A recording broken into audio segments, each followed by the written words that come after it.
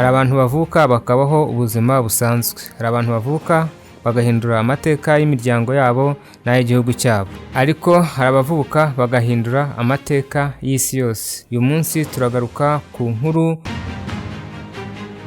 y'umuntu wagaragaje ko imbaraga z'umubiri zitangirira mu mutwe, kuko gutsinda bidaterwa n'ibikoresho ahubwo biterwa n'umutima. Hari umuntu wahaye Afurika icyizere cyo guhatana n'ibindi bihugu bikomeye ku rwego rw'isi. Uyu munsi reka mbasangize inkuru ya Abebe Bikila mbere yuko aba icyamamare, mbere yuko isi yose imumenya. Abebe Bikila yari umwana usanzwe wo mu cyaro cya Ethiopia. Uyu ni wo musingi w'inkuru ye. Ku wa 7 Kanama 1932 mu mudugudu wa Jato hafi y'umujyi wa Medida mu karere ka Shewa muri Ethiopia havutse umuhungu witwa Abebe Bikila. Ikintu gitangaje ni uko uwo munsi nyirizina yavukiyeho wahuriranye n'umunsi wo mu mikino Olympique yabereye Los Angeles yo mu 1932. Ibintu byaje kwibukwa nyuma y'ikintu gitangaje mu buzima bwe. Nta muntu wari kubitekerezaho, nta muhanuzi wari kubihanura, nta kinyamakuru cyari kubyandikaho. Ethiopia yo mu 1932 yari imeze ite? Kugira ngo dusobanukirwe neza n'amateka ya Abebe Bikila, tugomba kubanza gusobanukirwa igihugu yavukiyemo. Mu 1932 Ethiopia yari iyobowe n'umwami Haile Selassie wari umaze imyaka 2 yimye ingoma. Kuva mu 1930 Ethiopia yari imwe mu bihugu bike cyane bya Afurika byari bikigenga, mu gihe ibindi bihugu byinshi byari bikolonijwe n'Abongereza, Abafaransa, Ababiligi cyangwa Abadage. Ethiopia yari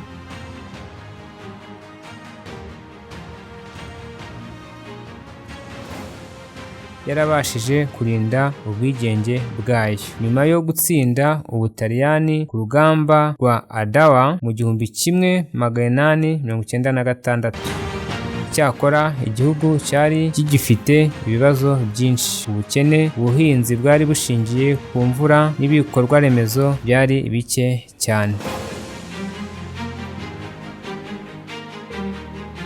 Abaturage benshi babagaho batunzwe n'ubworozi n'ubuhinzi. Imihanda yari mike cyane, imodoka zari nke bikabije. Abantu benshi bagendaga n'amaguru. Kuri Abebe Bikila wari umwana muto, kugenda ibirometero byinshi si byari imyitozo, ahubwo ubuzima bwo mu cyaro nibwo bwamutoje. Abebe Bikila wavukiye mu muryango w'abahinzi n'aborozi. Ise yarishingikirije ku bworozi. Mu bwana bwe Abebe Bikila yaragiraga amatungo, agakora imirimo yo mu rugo, kandi yagendaga ahantu harehare mu misozi ya Shewa. Abashakashatsi bavuga ko ibyo yakoze akiri muto byubatse ubushobozi bwe bwo kwihangana no gukoresha umwuka neza. Nta myitozo yihariye yakoraga, nta nkweto za siporo yari afite, nta stade yari azi, ariko buri munsi yakoraga imyitozo atabizi. Iyo yajyaga kureba amatungo yagendaga amasaha menshi. Iyo yasubiraga mu rugo yabaga yambutse imisozi miremire n'imihanda miremire.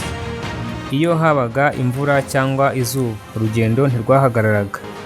Ibyo byose byari kubaka amaguru azatangaza isi nyuma y'imyaka mike.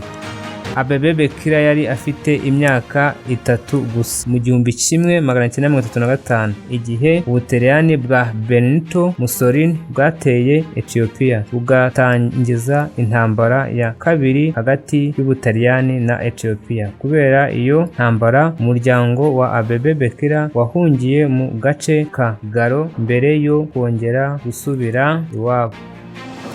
Nyuma y'uko intambara irangiye, nubwo yari akiri muto cyane ngo yibuke buri kintu cyose yakuriyemo, mu gihe yari agiye mu gihugu cyarangijwemo intambara kandi cyari kikiyubaka bushya. Iyo myumvire yo kwihangana no kudacika intege yatangiye iba igice cy'ubuzima bwe bw'umukino wa gakondo wa Ethiopia witwaga agena.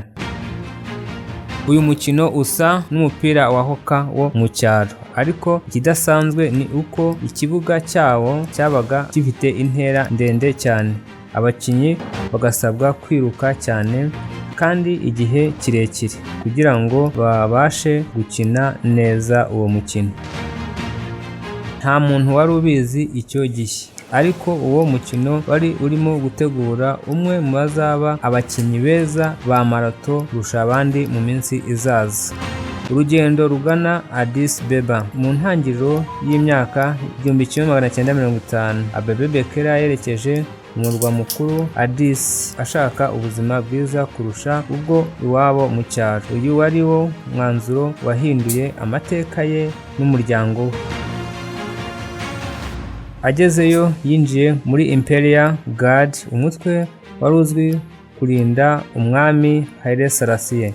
Aha niho yatangiriye ubuzima bwa gisirikare, aho imyitozo ngororamubiri yari igize igice cy'akazi ke ka buri munsi nk'umusirikare.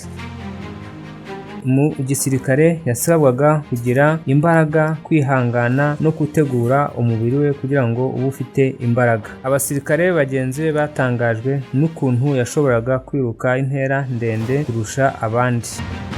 Igihe impano ye yabonwaga bwa mbere mu ngabo, niho yahuriye n'umutoza w'umunyaswede Oni wari warahawe akazi ko gutoza abakinnyi bo mu ngabo za Ethiopia. Uwo mutoza w'umunyaswede ntiyabonaga gusa umuntu wiruka vuba, ahubwo yabonaga umuntu ufite impano idasanzwe.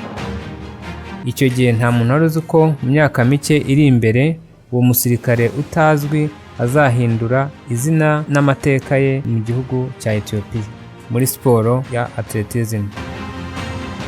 Mwaka w'igihumbi 1956 Abebe Bikila yatangiye kwigaragaza mu marushanwa y'imbere mu ngabo, ariko izina rye ryari ryakagera ku rwego mpuzamahanga. Isi ntiyari yakamumenya, ibinyamakuru ntibyari byakamwandikaho.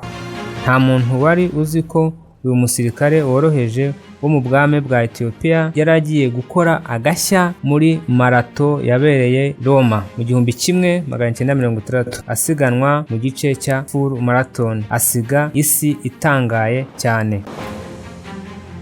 Ndabashimiye nshuti bavandimwe kubana natwe muri kino kiganiro. Igice cya kabiri niho tuzakomezaho amateka y'uyu mugabo w'igitangaza wakoze amateka akomeye guhera muri iriya marato yabereye muri Olympique yabereye i Roma kugeza na n'ubu ngubu. Ibitabo by'amateka bikaba kimwibuka nk'umwatlete wabayeho mbere, wakoze amateka yambaye ibirenge, agakora amateka yambaye inkweto, kugeza n'ubu tukaba tukimwibuka, tukimufatiraho urugero rwiza nk'umukino ufite umutima ukomeye, kwihangana, kudacika intege, kandi akatwereka yuko kuba umunyabigwi, k'umukinnyi ukomeye bitagusaba kuvukira mu mujyi, bitagusaba kuvukira mu muryango ukomeye, ahubwo bigusaba kugira intego, gutumbira, gukomera, ugakurikiza discipline, ugakumvira inama z'abatoza n'abayobozi. Murakoze, bari kumwe na Spring #1 The Fight.